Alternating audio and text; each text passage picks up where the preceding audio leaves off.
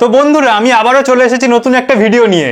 এতদিন আমরা বিয়ের ব্লগ দেখেছি, ফুলসজ্জার ব্লগ দেখেছি, এবার আমরা দেখতে চলেছি হানিমুনের ব্লগ। তো আমরা হানিমুনে এসে এখনো ঘুমতে ওয়ে রাজাজি, হানিমুন তো বেশ ভালোই চলছে।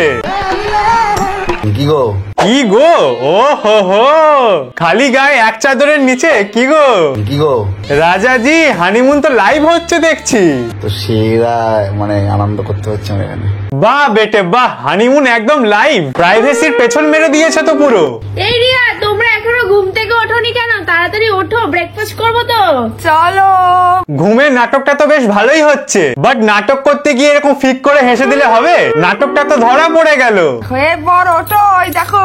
উফ, এমন ভাব করছে যেন দুজনের ঘুম সবে ভাঙলো। তোমরা যখন ঘুমাচ্ছ তাহলে দরজাটা কে খুললো? বাইরে থেকে অন্য একজন ক্যামেরা অন করে তোমার রুমে ঢুকলো কি করে? এই রিয়া, তোমরা এখনো ঘুম থেকে ওঠোনি কেন? তাড়াতাড়ি ওঠো। বাই দ্য ওয়ে, হানিমুন তো শুধু স্বামী স্ত্রীর মধ্যে হয়, সেখানে তৃতীয় ব্যক্তি কি করছে? এটা কার গলা ভাই? মানে বেশি খরচ যাতে না হয় আমরা একটা রুম নিয়ে নিয়েছি, একসাথে ঘুমাবার, একসাথে। ও ভাই সাহাব, এই মেয়েটাদের হানিমুনেও চলে এসেছে। ভাই অ্যাটলিস্ট তাদের হানিমুনটা ছেড়ে দে। লোকের হানিমুনে কে যায় ব্লগ বানাতে? এই সুমি, তোমার সাথে আমার নাকি ঝগড়া হয়েছে বলছে সবাই। হায় ভগবান, সুমিও চলে এসেছে এদের হানিমুনে। যেটার কাজে ব্যস্ত। বাবা, দীঘাতে গিয়ে কত কাজ দেখাচ্ছে। হ্যাঁ, যেটার কাজে ব্যস্ত। উফ, ঢং দেখে আর বাঁচি না, কত কাজ তোমাদের। হ্যাঁ, যেটার কাজে ব্যস্ত। এত কাজ, ওই জন্য তো সারাদিন এসি রুমে শুয়ে আছো। ঝগড়া কাজে ব্যস্ত, অ্যাকচুয়ালি সবাই কাজে ব্যস্ত। বাবা, সুমির কত কাজ করে সুমি। দীঘার সমুদ্রে বসে কাঁকড়া খাওয়া বিশাল কাজ, সমুদ্রে বসে এই মাখা সেই মাখা খাওয়া বিশাল কাজ। ও একটা আলাদা কাজে এসছে, আমরা একটা আলাদা কাজে এসছি, যেটার কাজে ব্যস্ত। হ্যাঁ, দুজনেই বিশাল বিজি। একজন হানিমুন করতে বিজি, আর একজন সমুদ্রে পিন্টু সোনার সাথে দাঁড়িয়ে প্রি ওয়েডিং করতে বিজি। এখানে বসে একটা আলাদাই ব্যাপার। দেখো, এখানে বসে আমরা কার্টুন দেখছি। কার্টুন আবার দেখার কি আছে? তুমি তো নিজেই একটা কার্টুন। যে নিজের বিছানায় শুয়ে লাইভ ফুলসজ্জা দেখায়, তার থেকে বড় কার্টুন আর এই দুনিয়ায় নেই। হানিমুনে এসে খালি রুমেই থাকছি, রুম থেকে আর বেরোচ্ছি না, বুঝলে?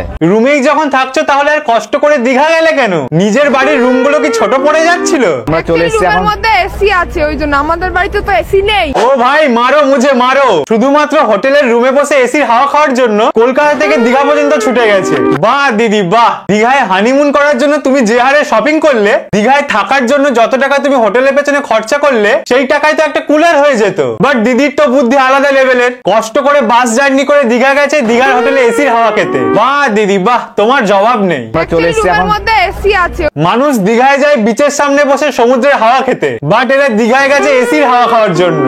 তো হানিমুনে এসে আমি তো কোনো ড্রেস চেঞ্জ করিনি, আর বউ কিন্তু ঘন্টায় ঘন্টায় ড্রেস চেঞ্জ করছে। বউ কতবার ড্রেস চেঞ্জ করছে সেটাও সবাইকে বলতে হবে? হায় রে ভগবান, কি দিনকাল পড়েছে। একটু প্রাইভেসি বলে কি কিছু নেই তোমাদের? বউকে নিয়ে হানিমুনে এসেছি।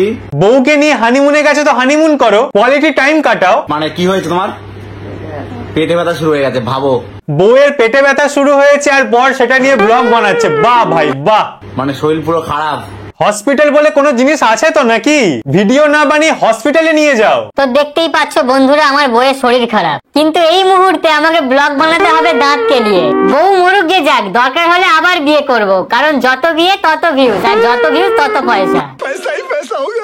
প্লিজ তোমরা কেউ রোস্ট করো না আমার বরের জন্য। আমার বর আমার যা হয় সব বেরিয়ে দেয়। ওরে বাবা, বরকে রোস্ট করতে বারণ করছে। পিরিত দেখে আমি তো অজ্ঞান। দিদি আগে নিজের শরীরের কথা ভাবো, তোমার কিছু হলে এই শালা আবার বিয়ে করে নেবে। আজকে আমরা দীঘা থেকে বাড়ি ফিরছি।